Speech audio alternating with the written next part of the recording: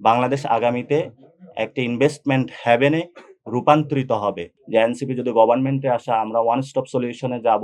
বাংলাদেশের গত ৫৩ বছরে তারা কোথাও কাজ করতে গিয়ে ঘুষের সম্মুখীন হয়েছে। তারা ব্যাংকের টাকা নিয়ে ব্যবসায়িক কাজে ব্যবহার না করে বিদেশে তারা পাচার করেছিল। আমাদের এই সময়ে ছিল বড় একটি দাবি ছিল অর্থনৈতিক মুক্তি এবং সংগ্রাম। সে অর্থনৈতিক মুক্তি এবং সংগ্রামের ধারাবাহিকতায় বাংলাদেশে অনুষ্ঠিত হলো বর্তমান যারা সরকারে রয়েছেন তাদের উদ্যোগে এবং বিডার তত্ত্বাবধানে জাতীয় ন্যাশনাল যে সামিট। বাংলাদেশ আগামীতে একটি ইনভেস্টমেন্ট হ্যাভেনে রূপান্তরিত হবে এবং সেই জায়গা থেকে ইয়াং জেনারেশনকে আমরা একসাথে নিয়ে ঐক্যবদ্ধভাবে এই ইনভেস্টমেন্ট হ্যাভেনের জন্য কাজ করে যাব। সেই ক্ষেত্রে বর্তমান পরিস্থিতিতে তাদেরকে আমরা বলেছিলাম যে সমস্যাগুলো এসেছে আমাদের বর্তমানে ইজ অফ ডুইং বিজনেস ওয়ার্কের যে র্যাঙ্কিং আছে 168 190টা দেশের মধ্যে অর্থনৈতিক সীমাবদ্ধতা রয়েছে। একটি হলো আমাদের রেমিটেন্স আসতেছে এখন গার্মেন্টস সেক্টরে রয়েছে, কিন্তু ভবিষ্যতে ডাইভার্সিফিকেশনে গিয়ে কিভাবে একটি ইনভেস্টমেন্ট হ্যাভেনের জায়গায় ম্যানুফ্যাকচারিং হাব তৈরি করতে যায় এবং নতুন নতুন বিশ্বে কিন্তু আমাদের বড় একটি জেনারেশন রয়েছে যাদেরকে আমরা সার্ভিস ওরিয়েন্টেড যে ইন্ডাস্ট্রিগুলো রয়েছে সেগুলোতে আমরা ফোকাস করে কাজ করতে পারি। সেই বিষয়গুলো আমরা তাদেরকে আশ্বস্ত করেছি এবং আমরা তারা যে বিষয়গুলো চ্যালেঞ্জ আকারে নিয়ে আসছে তারা বলেছে বর্তমান অতীতে যে 15 ইয়ার্স বা বাংলাদেশের গত ৫৩ বছরে তারা কোথাও কাজ করতে গিয়ে ঘুষের সম্মুখীন হয়েছে। তারা স্ট্রিক্ট রুলস অ্যান্ড রেগুলেশনের জায়গায় সম্মুখীন হয়েছে। আমরা তাদেরকে আশ্বস্ত করেছি যে এনসিপি যদি গভর্নমেন্টে আসে আমরা ওয়ান স্টপ সলিউশনে যাব। সেখানে আমরা তাদের নিরাপত্তা বা সিকিউরিটি নিশ্চিত করব এবং সেখানে যে বর্তমানে যে অনেক কঠিন, কঠিন বিধান রয়েছে, এক ব্যুরোক্রেসির যে আমলাতান্ত্রিক যে জটিলতা রয়েছে, ইয়াং জেনারেশন তাদেরকে সেই জায়গাতে সহযোগিতা করবে, যাদের তাদের ব্যবসা বান্ধব একটি স্বনির্ভর বাংলাদেশ গড়ে ওঠে।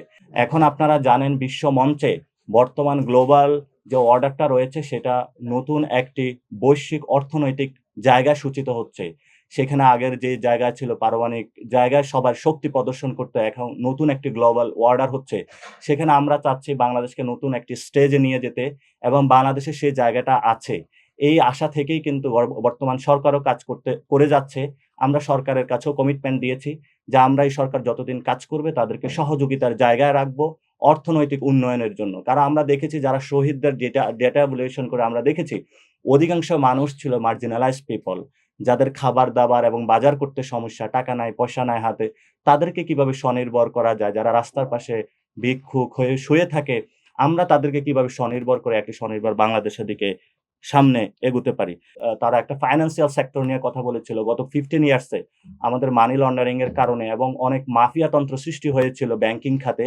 তারা ব্যাংকের টাকা নিয়ে ব্যবসায়িক কাজে ব্যবহার না করে নিজেদের আয়েশ এবং ভোগ বিত্তের জন্য বিদেশে তারা পাচার করেছিল।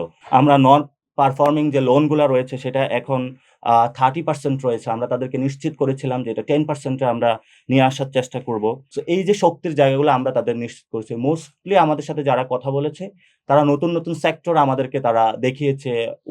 আমাদের ওয়াটার প্রবলেম, আমাদের ঢাকাতে বায়ুর প্রবলেম, আমাদের রিনিউয়েবল এনার্জি সেক্টরে কিভাবে যাওয়া যায় এবং তরুণ প্রজন্মকে তারা কিভাবে শক্তিশালী করা যায়।